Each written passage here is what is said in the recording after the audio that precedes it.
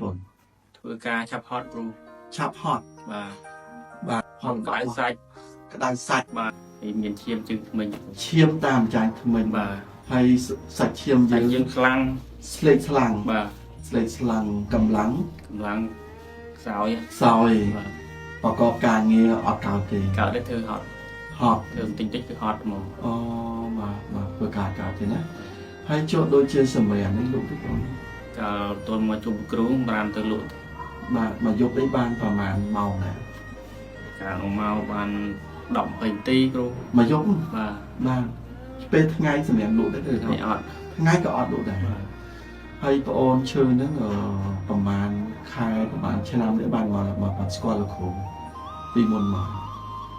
ទុំប្រហែលជា5ខែមិនដឹង អូប្រហែលជាកន្លះឆ្នាំដែរណាចិត្តកន្លះឆ្នាំដែរបាទហើយមិនបានដឹងខាងលោកគ្រូមានជាបាល នៅស្រុកមានគេធ្លាប់ក្លេបឆ្នាំគ្រូជា អូនៅស្រុក បាទ ឃើញថាអ្វីដែលបងរៀបរាប់ជូនលោកគ្រូមានអីតាំងពីញ័រទ្រូងញ័រសាច់អីដល់អត់មានកម្លាំងអីហ្នឹងទាំងអស់ហ្នឹងមិនអញ្ចឹង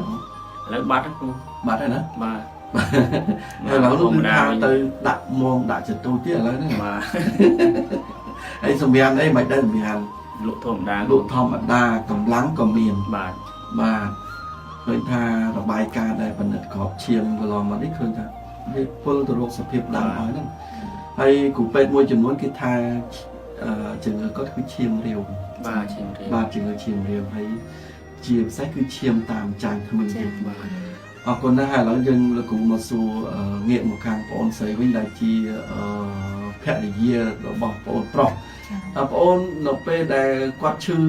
អញ្ចឹងពេលសភាពការធ្ងន់ធ្ងរហ្នឹងបងអូនមានអារម្មណ៍មិនទេកាលនោះ អូភ័យណាស់លោកគ្រូ ហើយណា ដេកមិនដែរលក់ទេ អញ្ចឹង ចាឃើញធ្វើការស្រក់ទឹកភ្នែកហើយ មានអា ចា រម្មណ៍មួយ ភ័យ ថា ព្រោះអីថាជំងឺនឹងពិបាកមើល ពិបាក គ្រូ មើល ពេទ្យថាពិបាកមើល អញ្ចឹង ចា គ្រូពេទ្យគេថាបាក់មើល ចា ហើយមុនមកខាងលោកគ្រូហ្នឹងមានបានទៅខាងផ្សេងទេដូចជានៅ អត់ទេលោកគ្រូ ទៅក្រៅប្រទេសមានទៅ អត់ទេលោកគ្រូ អត់បានទៅណា ចា បាទគេថានិស័យណាបងណា ចាលោកគ្រូ បាទហើយឥឡូវនេះនៅពេលដែលឃើញស្ថានភាពគ្រួសារវិលទៅរកជា 100% ទៅហើយនេះណា ចា បងមានអារម្មណ៍មិនទេ សប្បាយចិត្តហើយលោកគ្រូ ដេកលក់វិញហើយនឹកឃើញប្តីមានជំងឺនឹងខ្លាចគាត់ឈឺទៅណាជំងឺនឹងគេថាលុយច្រើនទៀត មើលងាយមិនងាយជាក៏មិនដឹងថាជាមិនជាទៀត ហើយបើសិនជាបងប្អូនមកយើងលោកចង់សួរព័ត៌មានពីបងប្អូនបន្ថែមបងប្អូនអាច